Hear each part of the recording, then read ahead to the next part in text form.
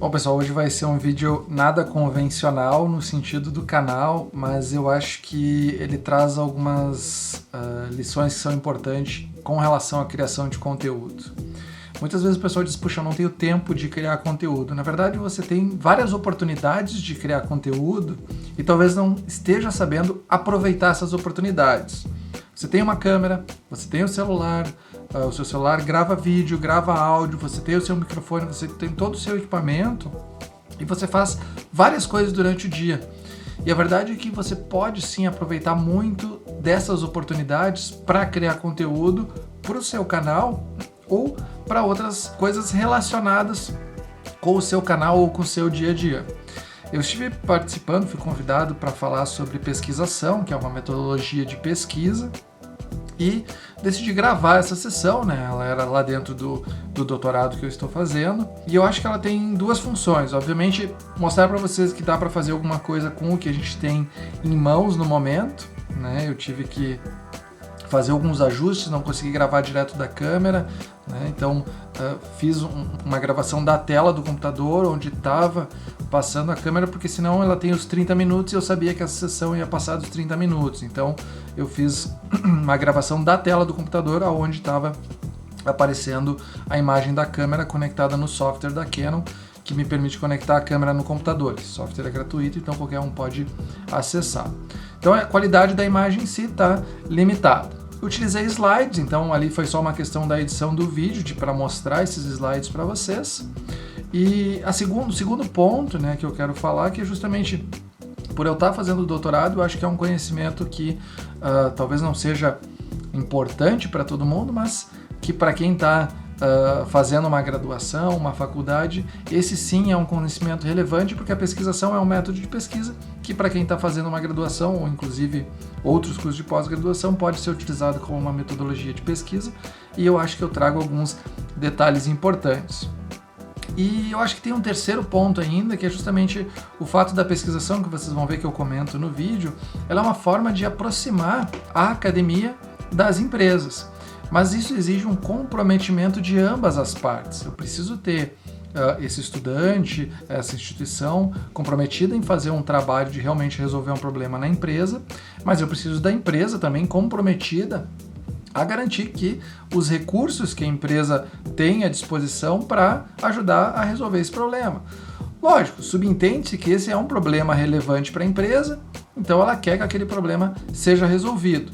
E da mesma forma, é um problema relevante para o pesquisador, para esse estudante que está fazendo, como forma de ele entregar algum resultado tanto para a academia teórico, para outros estudantes e para outras empresas, para os outros profissionais, quanto para a empresa que colhe os resultados desses benefícios. Então, esse é o vídeo que a gente vai ver hoje.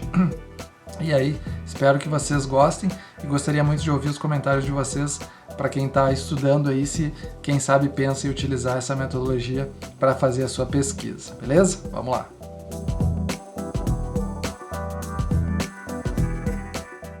Tá, eu acho que um ponto importante antes de falar da pesquisação é que ela faz parte de um corpo muito maior de metodologias, né, de métodos, que é a investigação-ação.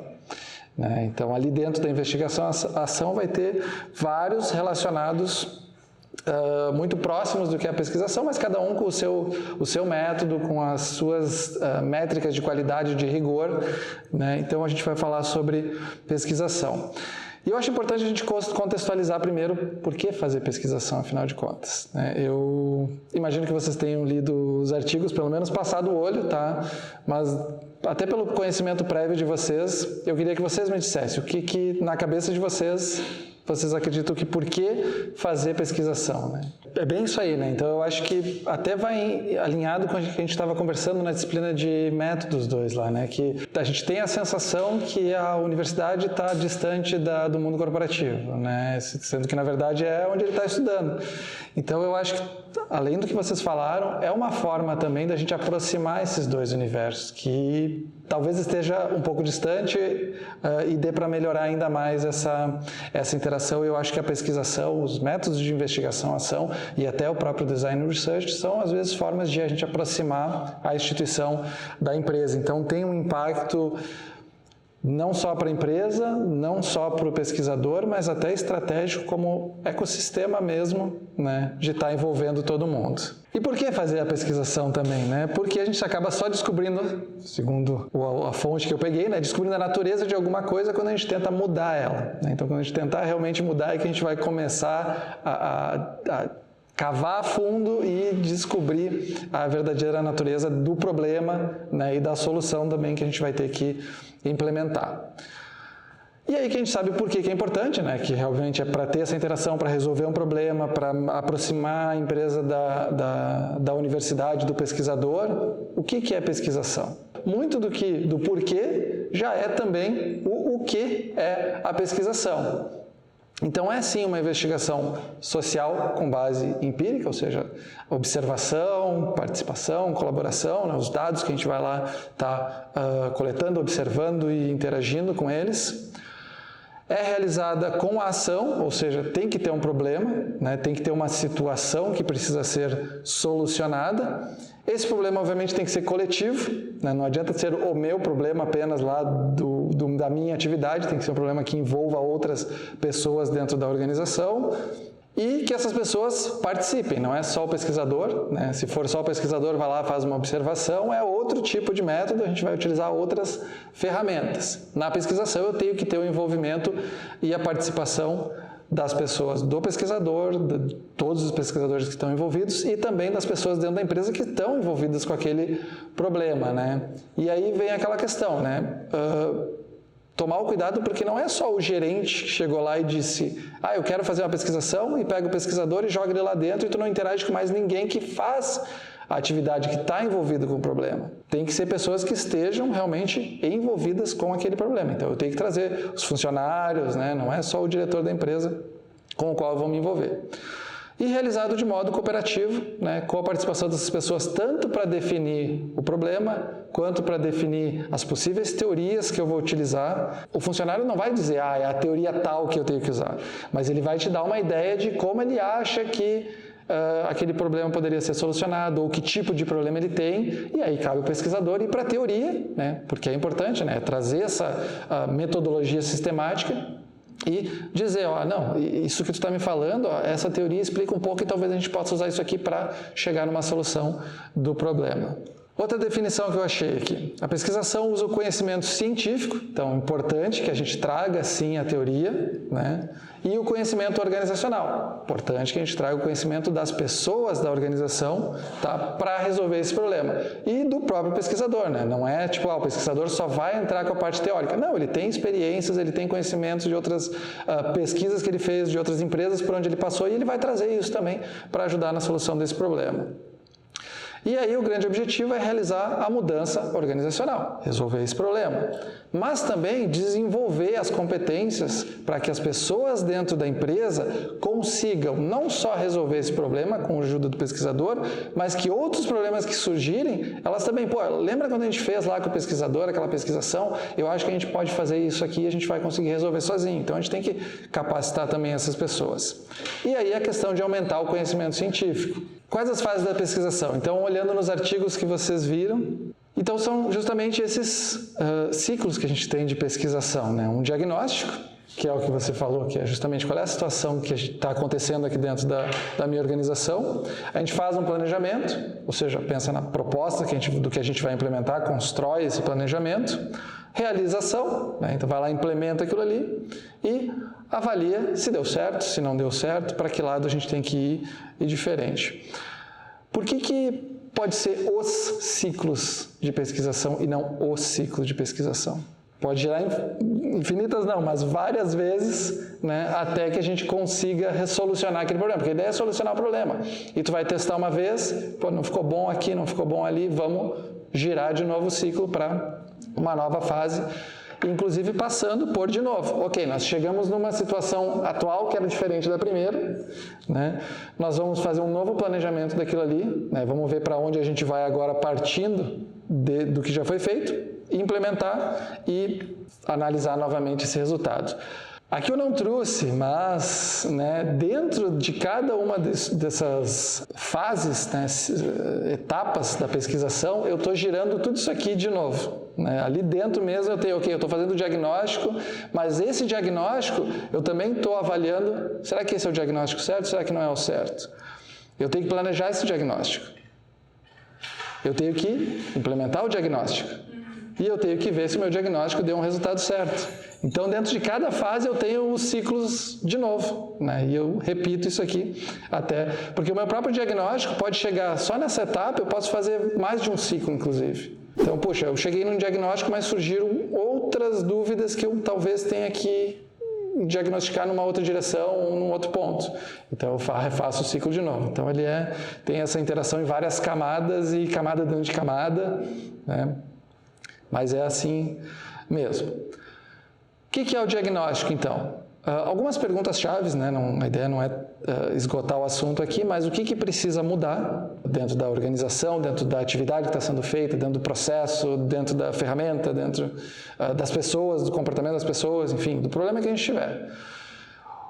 Quais forças externas ou internas estão impulsionando essa mudança? Tem que haver motivação para querer mudar, né? Não adianta o pesquisador chegar, pô, isso aqui é interessante, vocês deveriam mudar, mas a empresa não enxerga que quer mudar, não tem motivação nenhuma para fazer aquela mudança.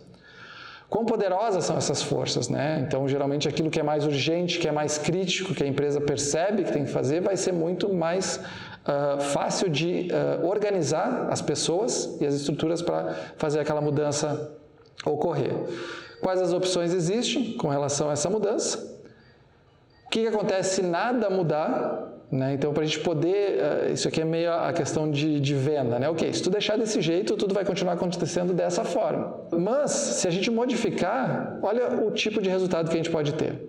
Vamos fazer essa pesquisação, né? Vamos adiante, né? Porque, obviamente, propor muitas vezes uma solução para uma empresa envolve, sim, também alinhar objetivos e expectativas. E passa por isso, né? Para que eu consiga definir o resultado que eu vou alcançar lá na frente. Na parte de planejar, não é só pesquisação, quais ferramentas de planejamento eu posso estar utilizando. Eu poderia estar utilizando uma gestão de projetos, por exemplo, para fazer a implementação disso. Então, eu posso buscar outras ferramentas. Um ciclo PDCA não deixa de ser uma ferramenta de pesquisação. Então, na hora de fazer o planejamento, o que precisa mudar para nos levar de uma situação atual, né, que é justamente isso aqui, para essa situação futura, né, que é aqui que eu vou definir o meu plano e a minha ação. Quais as etapas que vão ter esse projeto, se vai ter um curto, um médio, um longo prazo, como a gente vai envolver todo mundo que realmente precisa estar envolvido, né? E aí muitas vezes aqui dentro vai entrar também um planejamento de gestão de mudança, né?